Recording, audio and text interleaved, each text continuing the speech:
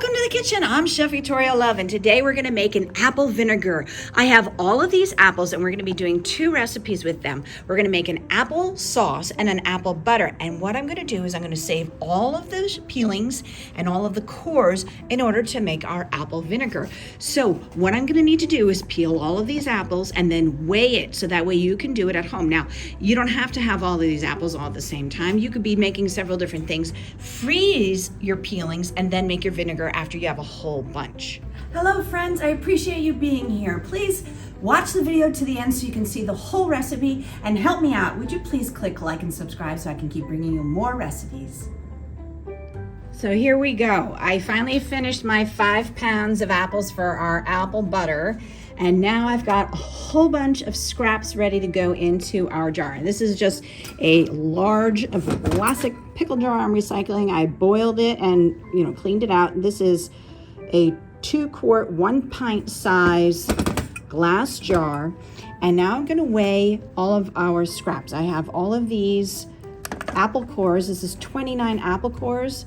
So just wanna make sure that you're able to replicate the recipe at home for yourselves, and it's the best way to do it is by weight to make sure that we have it accurate. So let me get all of this in. All right, here we go. 32 ounces of peelings and cores, so that's 2 pounds. We'll stick with that and make sure that we can fit it in. That way it's easy for you guys to replicate. All right, we got that all in there and it fits beautifully. Now we're gonna add 1 tablespoon of sugar and 1 tablespoon of vinegar. Now, we want to use filtered water, but I don't have a Brita filter at work. However, what I did do was boil some water and leave it sitting out overnight, and that will help. So we're going to add 4 cups.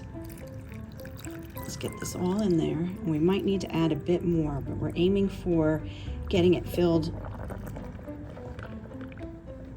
All right, let's top it up 2 more cups. We want to leave space at the top, so don't fill it all the way to the top of the jar. There we go. Okay, so that was almost 2 cups, more like 1.5 cups. And you want to leave this space. We have to leave that space because what will happen is that it'll start to bubble and there'll be gases given off, and you don't want it to overflow outside of the bottle. Now, with the back of my spoon, my wooden spoon, you want to press this all down into the water. You want to try to submerge it. There are weights that you could put on top. They're called fermentation weights. I don't have any, but if you really are interested, you could do that.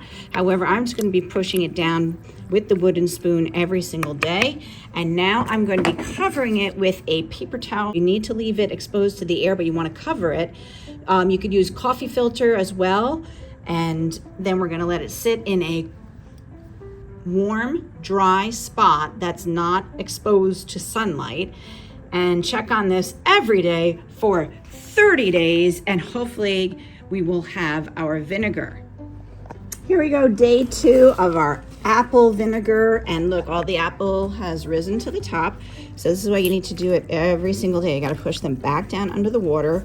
On all of my vinegars, I've got the pear, citrus, orange, and our apple, and I've decided to do another apple vinegar using all these scraps in a plastic container to see if there's a difference between glass and plastic.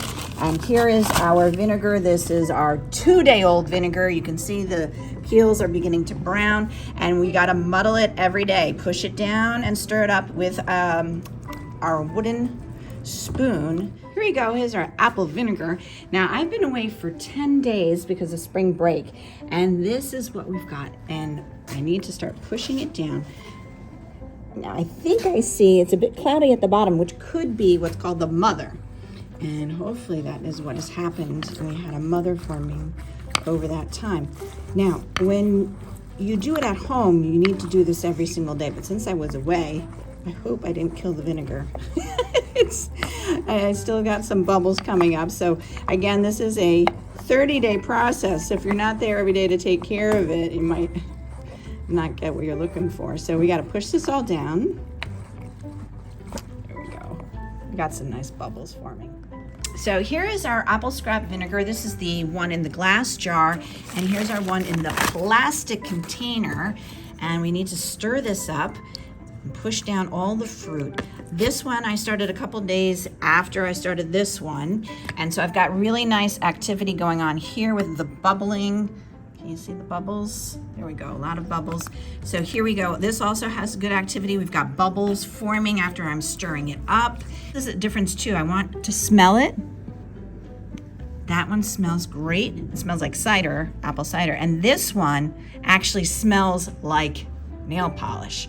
So that is just a phase in the vinegar making process. If it smells like nail polish, don't worry, about a week from now it will no longer, it'll now start to smell like vinegar. So this is sort of the process. We've got this one smelling sort of like apple cider, this one smells like nail polish, and in a week this will begin to smell like vinegar, and then I'm sure this one will smell like nail polish, etc. So these are all just the different stages of the vinegar making process. How you do want to keep stirring this up every single day to make sure that all of this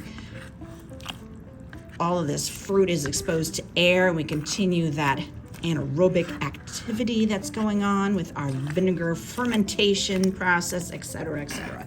So let me get these stirred up well, and then we covered with our paper towel and rubber band. Strained it, and again, the vinegar is so thick I can't use the coffee filter on it.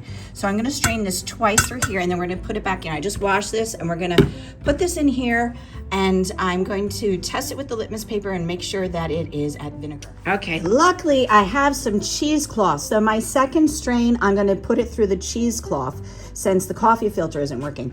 And I am a little disappointed because the apple scrap vinegar I was aging in here after we strained it, and I really didn't think it was at vinegar yet with the litmus test.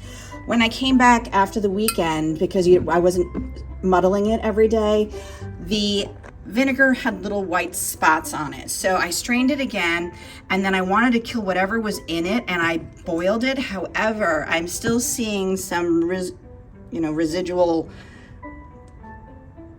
something in there. So I'm not too sure about this. I'm gonna throw it out, okay? So I don't wanna risk anybody getting sick, but you see all this viscous stuff in here?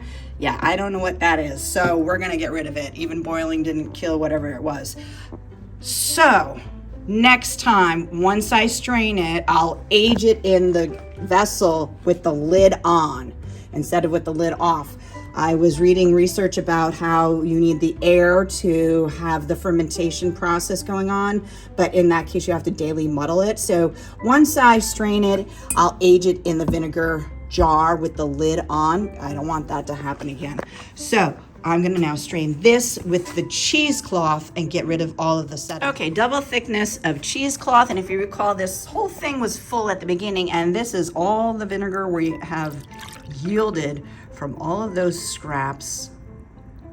So it does evaporate quite a bit, and it also leaves you with not a lot of vinegar. Okay, so you see how much sediment is in there? That I did not remove from the first batch because I couldn't get it through the coffee filter. So next time I've got to do it through the cheesecloth because that is a lot of sediment, and I think that's probably what attracted the bacteria in the batch that I aged after I strained it. So we're gonna get this out of here, and what I'm gonna do is I was experimenting between aging it in plastic, and to me, I didn't see any difference at all. The plastic worked as well as the glass. However, because I am gonna age this and I want an airtight seal, I'm gonna put this now. I boiled this in boiling water for 10 minutes. So I'm putting in our vinegar that I just strained into this glass jar. And also it has a metal lid. However, the vinegar is going to be so far from the top that metal lid will not react with it. So let me get this all strained. All right, and here's our litmus test. We are definitely between 3 and 4, and that was started on April 10th. Today is May 19th. So we've aged it quite a while, and we do have vinegar. Here is our beautiful apple vinegar that we made with the scraps of our apples, the peels and the cores from when I made the apple butter.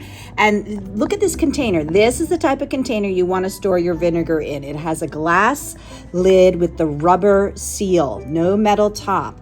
And then you can store this in a cool, dark place and let it age even longer, or you can use it right away in some salad dressing. It is so wonderful. It is very, very nice apple floral vinegar. Thank you so much for joining me. Please come back and check out more videos on my YouTube channel. I make about 2 a week, and I have over 475 already that you can go check out. Thank you so much for joining me in the kitchen. Leave me a comment and let me know how you like the recipe. For more recipe demonstrations, please click like and subscribe to Chef Victoria Loves YouTube channel and have fun in the kitchen. Thank you.